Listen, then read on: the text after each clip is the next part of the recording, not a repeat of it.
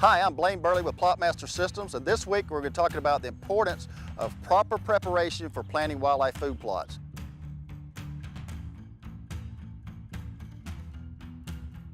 It's very important that you prepare these food plots before you plant them. And what I mean by that, you need to go out there, you need to mow your food plots in there, get rid of all the vegetation in there, and once you mow them, I usually like to wait about a week and let that young vegetation start to grow back. Then I go in there with Roundup, usually about 2 to 3 quarts per acre. I want to burn it down. I want to kill everything off the food plot in there. For example, this particular plot right here, I came in and mowed it about a week ago.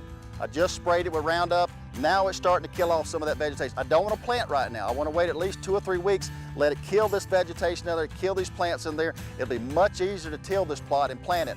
It's very important that you do the proper preparation before you actually plant this food plot, before you put the seed in the ground.